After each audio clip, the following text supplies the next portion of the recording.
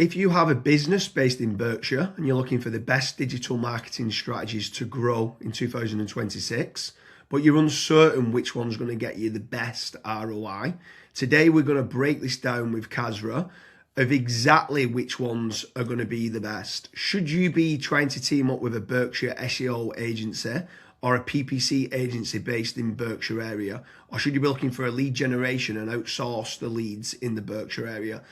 But before we get started, Kazra, and we start seeing which are the best digital marketing strategies in the Berkshire area, what bit of advice would you give to business owners?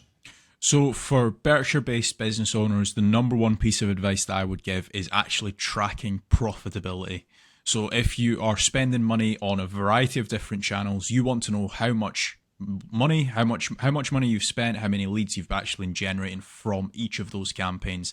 That's when digital marketing just becomes a lot more predictable, and you can scale certain campaigns down, or you can scale or switch certain campaigns off.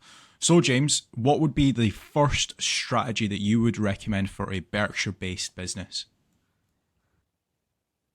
So step number one for me has got to be branding or brand SEO, and making certain that you're looking good online, you've got a strong reputation. I think everything needs to start, the foundations need to start with a positive kind of brand SERP of who you are and what you do. So a SERP stands for search engine results page, and getting that branding right across the board then can lead on to other things of what you can be doing. It will improve your conversion rate on paid ads or social media. Any leads that you get in, the conversion rate would be good. If at the 11th hour, they're going to decide who you're going to go with, branding, I think, becomes very, very important. So I'd say that's the first thing that people need to get right for all digital marketing strategies.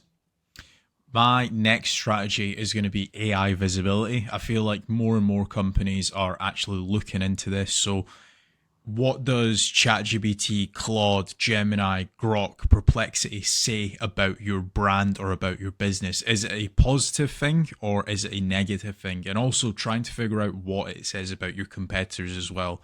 And obviously trying to improve that's really important. Some people call it AI SEO, some people call it GEO, some people call it LLM optimization. But this is going to be a big thing in 2026 and also in the years to come as well. Yeah, I think that's a huge strategy that people need to be looking at with regards to artificial intelligence. More and more people are obviously using AI.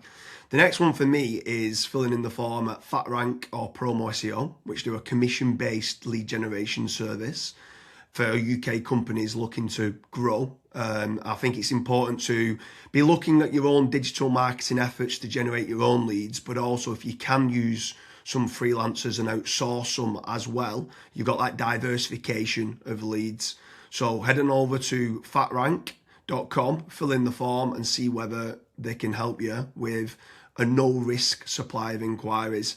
Promise you'll also do a very similar performance-based lead generation service as well that you might want to fill in the form with there, and just double check whether you can go and get a third-party lead generation company to top up and start generating you some leads for your business to grow in 2026. Yeah, and then next on the list is Google Business Profiles, so Google Map listings. This is like local SEO where you basically just try and get more reviews. You build out your Google Business Profile in your local area. Now, there's pros and cons to this. I think the biggest pro is that once it is actually ranking, you're going to be consistently generating leads. However, to get from nowhere, like let's say you do not have a Google Maps listing at all, to get it ranking to position number one, the issue you've got with that is there might be, let's say, a 60 or 100 review deficit. And to obviously get those reviews, you need leads. So it's one of those things. It's like the chicken and the egg. I for one just think it's good for personal branding or for branding of your company. So always try and get the Google Maps listing, but you should always know the pros and cons to it as well. Yeah, for certain. If you're in a local area, you want to try and get those local maps listing. For me, you need to be omni-channel and omnipresent. Yeah. I think the next part is SEO in general, so organic SEO. Can you be building up your website to try and get your website ranking better? If you are in local area, you might want to do your service with the area of where you cover. So like plumbing in Manchester, create a page for that. Hopefully then share that on the Google business profile of what you mentioned, but trying to get organic rankings, the amount of search volume that people are out there searching for different services of what you do, or it could be some blog posts that you could be doing as well. There's different strategies on there that you can be doing, but ideally you want good quality content, build up topical authority, and try and get some third-party backlinks to power up the site to get those organic SEO rankings. I think that's another big part that you need to be doing as part of your digital marketing strategies in 2026. Yeah, and then the next one, which kind of ties back to what you were saying before, James, is obviously organic social media. Now, organic social media, I think it's more of a numbers game. So try to create good content that your audience would actually view. Like I see this time and time again where I look at brands and they've just published maybe 4 or 5 posts on their Instagram profile and they've not been active for 3 years, right? That's not going to drive you sales. But if you can do how-tos, if you can do guides, maybe you can do before and afters, right?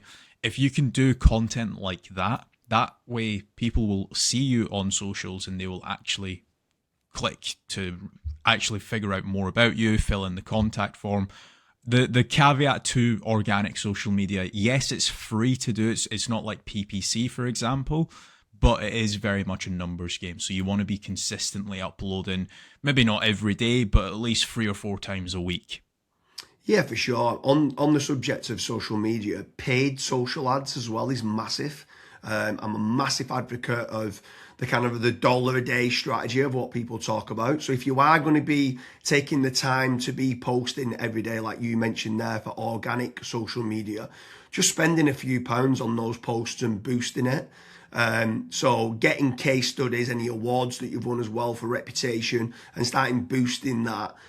You can also be running retargeting ads. So if anyone's clicked through to your website, you can be running retargeting, which is paid social as well. Different places like Meta, so whether that's Facebook and Instagram, you've got Twitter, you've got YouTube, you can be running Pinterest, you can even run in places like Reddit as well, for paid ads. And I think paid social media is still an untapped market for digital marketing strategies. Yeah. The next one is it's probably a love-hate relationship. It's PPC, right? Google AdWords or doing it on Bing, wherever. That's basically the sponsored results. So if you search for a service, it's above local SEO. Now, I have spoken, and both myself and James, we've both spoken to so many business owners that are either they've spent 10, 15, 20,000 pound on it, and they've not had a single result, or they might have had a few leads and it's just not been of quality. Or you've got other guys that have spent hundreds of thousands on it and they're like, it's the best thing that's ever happened to my business. Now, the reason why people are either they absolutely love it or they absolutely hate it is probably down to how it's been set up. Like there's so many different nuances to PPC, like for example, having a really proactive negative keyword list. Making certain that you have a set of banned IPs. Like, for example, your competitors could be clicking on your ads, and that's deemed as what's called click fraud. Making certain that you've got a high converting landing page. Making certain that you KPI your sales team. So when a PPC lead comes in, that is one of the first priorities that they actually take when it comes to contacting the lead. There's all of these different nuances, and if you're not on the ball with PPC, it's probably not going to work for your business. However, if you've got a really good, well-refined sales team, you've got a really good landing page, you've got a well-kept, up-to-date negative keyword list, you are using click fraud software, at that point, it will actually probably perform well for you. But again, just know the pros and cons to PPC. Yeah, for sure. There's certainly pros and cons. There's benefits of using it to get instant leads. But like you said, the amount of people that we speak to that have burnt a lot of budget and not had the inquiries and stuff that's come through as part of the digital marketing is pretty scary. While we're on the subject of paid, obviously we spoke about paid social ads, and now you've spoke there about PPC with Google or Bing. I'm going to throw in the mix paid ads on AI platforms. It's not fully rolled out as we're doing this video, but I know that ChatGPT are looking to try and roll out ChatGPT ads. Claude, Perplexity, other kind of LLMs might start rolling it out in 2026. I think if you're one of the early adopters and innovators to get on there, I think you could be getting cheap leads or cheap contact form submissions. So it's something to look out for of doing paid AI listings and ads. I think that could be something to look out for in 2026. Next on the list, and this is a little bit out of control. You do obviously have like forums that you can get your brand mentioned in, like for example Reddit and Quora. That very much comes down to the after fact, like where are your customers that you've been dealing with previously? Are they actually raving and shouting about you? If they are, then that's a very good resource of getting other people recommending you. So if you can get that, again, it's a little bit out of your control, but asking for reviews, asking for them to recommend you to friends, to people, that can obviously generate you a decent amount of leads and inquiries as well. Yeah, for sure. And the add-on benefits to places like Reddit is that it's getting cited so much now in the AI overviews. So when you spoke there early on about AI visibility, if you can try to get a positive kind of lot of people talking about the products and services of what you do and some reviews on there, it's indirectly then going to help you, or directly actually is going to help you with AI visibility. And then the last one for me is tradesman websites, so like Check a Trade, Bark, or teaming up with a third-party lead generation company.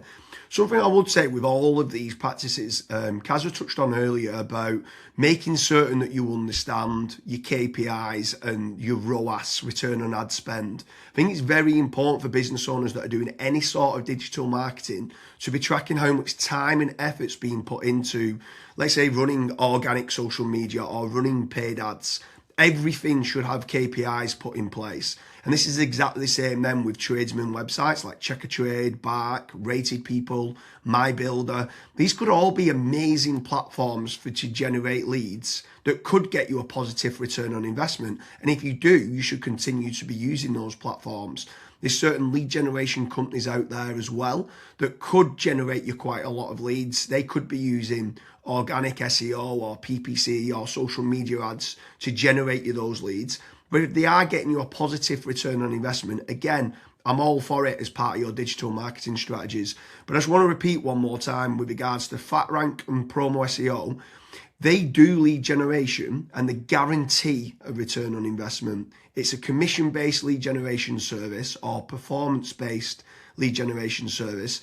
So make sure you head on over there, fill in the form. That could just be one part of generating leads of many. You should be trying to generate your own. You should never have a single point of failure, and you should be trying to get that diversification. But make sure you head on over to Promo SEO or FatRank lead generation service as part of your digital marketing efforts in 2026. Thank you very much, Kazra.